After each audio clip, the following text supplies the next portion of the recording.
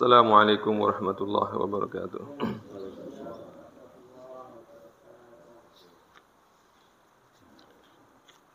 Hadirin sallallahu alaihi wa alihi wa sahbihi wa zurriyyati wa ahli baitihi wa jami'i ulama'il alamin sanifin ibn Athaillah Iskandari wa masyayikhina al-Fatihah. A'udzu billahi minasyaitonir rajim. Bismillahirrahmanirrahim. Alhamdulillahi rabbil alamin arrahmanir rahim maliki yaumiddin. Iyyaka na'budu wa iyyaka nasta'in ihdinas siratal mustaqim. Siratal ladzina an'amta 'alaihim ghairil maghdubi 'alaihim waladdallin. Amin. Kita lanjutkan kajian kitab Tajul Arus. Bismillahirrahmanirrahim.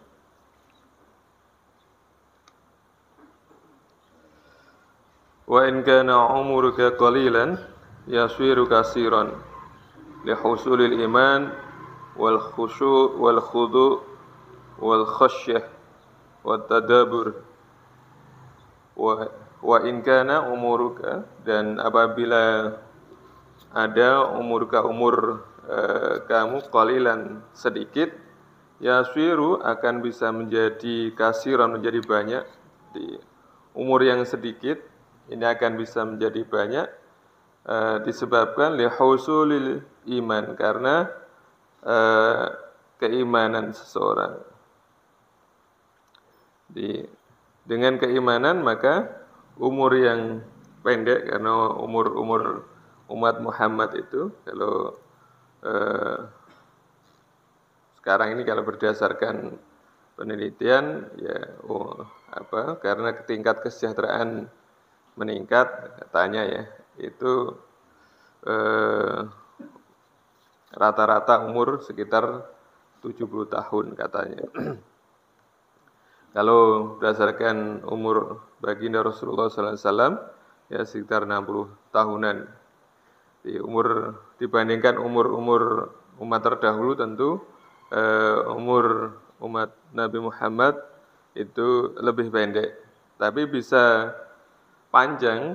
Jadi umur yang pendek ini bisa panjang disebabkan husulul iman, memperoleh keimanan, wal khusyu', yaitu khusyuk, wal khudu', dan senantiasa DP atau kemudian merendah kepada Allah, wal khasyah, dan takut kepada Allah, wat tadabbur, dan tadabbur atau memikirkan atau angan-angan atau eling-eling terhadap ayat-ayat Allah, baik ayat kauliyah maupun ayat-ayat kauniyah.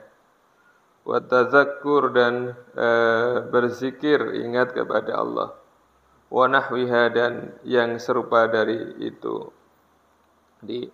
Ini yang bisa menyebabkan umur yang pendek bisa menjadi panjang, karena dapat iman, dapat khusyuk, dapat khudu', dapat takut kepada Allah, bertadabbur, berfikir terhadap ayat-ayat Allah, bertazakkur, yaitu berzikir, dan seterusnya. Walau araftal iman, dan jika engkau mengetahui keimanan, ma farabtal isyan, tentu kita akan tidak mungkin dekat-dekat dengan kemaksiatan. Jadi karena dengan kita mengetahui nilai iman, kita tidak mungkin akan dekat-dekat dengan melakukan perbuatan maksiat. Fala gharima amtal minan nafsi. Jadi tidak ada yang paling panjang atau paling tawil, panjang, gharim, yaitu hutangnya. Jadi yang membiarkan hutang-hutangnya bertambah itu adalah minan nafsi, daripada nafsu. Jadi tidak ada hutang yang numpuk-numpuk itu kecuali karena nafsu. Wala aduwan a'dham minasyaiton, dan tidak ada musuh yang paling gede, paling besar ya selain daripada syaitan. wala mu'arida aqwa minal hawa, dan tidak ada yang paling mengajak orang kepada menghalang-halangi atau kemudian mengu atau berpaling yang lebih kuat yang kita hadapi selain daripada minal hawa, yaitu hawa nafsu. Ini yang kadang kala kalau kemudian kita perturutkan gitu kan, nafsu kita, maka ini menjadi sesuatu yang sangat berat. Diumpamakan di sini adalah gharima amtol. Jadi hutang yang melilit, yang panjang, yang banyak gitu kan. Kemudian dan tidak ada musuh yang paling besar daripada setan, dan juga tidak ada penghalang daripada kita yang paling kuat daripada hawa nafsu. Karena inna syaiton lakum aduwwum mubin, sesungguhnya syaitan itu adalah musuh yang paling nyata, tapi tidak berwujud nyata. Tapi oleh Allah, oleh Al-Quran disebutkan inna syaiton lakum aduwwum mubin, sesungguhnya syaitan itu adalah musuh yang paling nyata daripada kita semuanya. Wala yadfa'u al-madada lah mislal kibr. Jadi tidak ada yang lebih dan berbahaya dan atau kemudian dibandingkan daripada al-kibir. Dan li'annal ghais la yaqirru illa 'alal ardil munkhafidati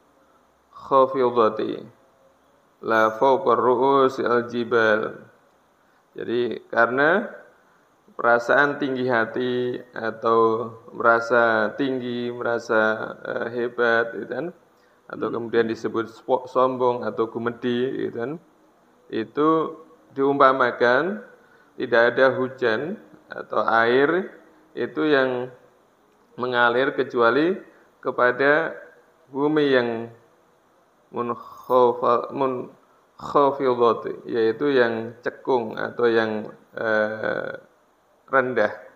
La fawqa ru'usil jibal, tidak ada di atas atau di pucuknya gunung. Karena pasti air akan mengalir menuju kepada bumi yang cekung atau bumi yang rendah. Fakadzalikal qulubul mutakabbir atau mutakabbirin.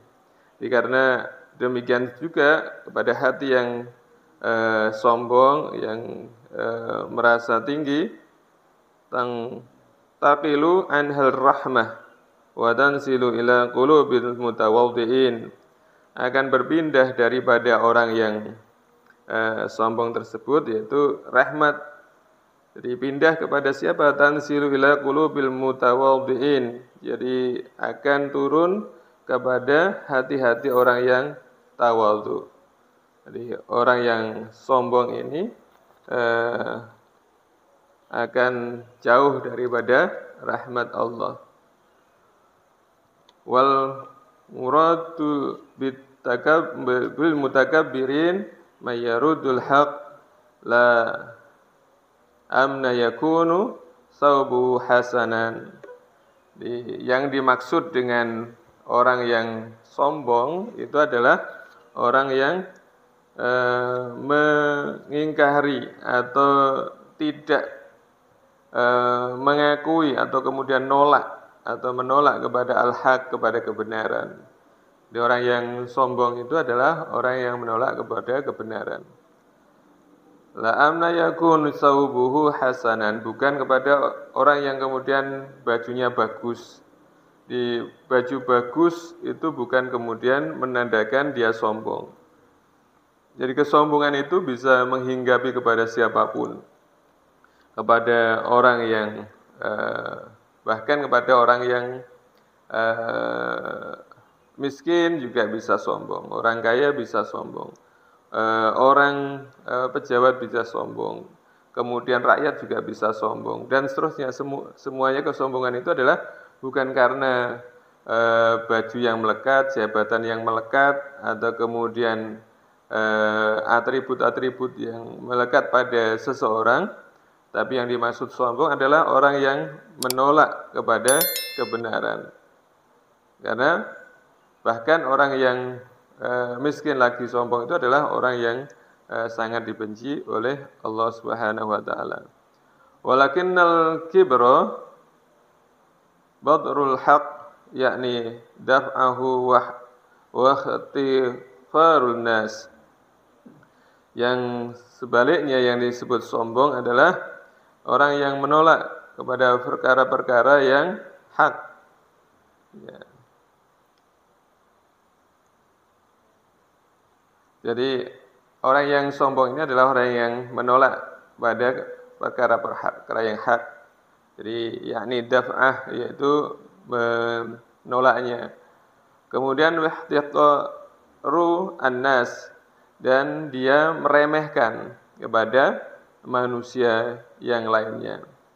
Padahal barang siapa yang meremehkan, apalagi yang diremehkan ini orang yang bisa jadi dia adalah wali Allah, maka dia akan direndahkan oleh Allah. Karena Allah diantara yang ditutupi oleh Allah, kalau menurut Sayyidina Umar bin Khattab, ini diantaranya adalah Allah menutupi para walinya diantara manusia-manusia atau kebanyakan manusia. Sehingga tidak dapat orang itu melihat siapa wali Allah. Bukan orang yang kemudian terlihat misalkan pakai jubah, pakai sorban, itu wali Allah, belum tentu. Atau kemudian belum tentu orang yang gembel itu kemudian itu wali Allah, juga belum tentu. Tapi kita tidak tahu, sehingga kepada siapapun maka kita harus menghargai, bukan meremehkannya. Karena sebagaimana Syekh menyampaikan kepada kita, Syekh Abdul Qadir Al-Jailani, kalau kemudian kita melihat seorang yang alim, maka kemudian kita harus berprinsip atau melihatnya bahwa beliau atau orang tersebut beramal karena ilmunya, tentu pahalanya lebih besar dan peluangnya diterima di sisi Allah, amal-amalnya itu sangat besar.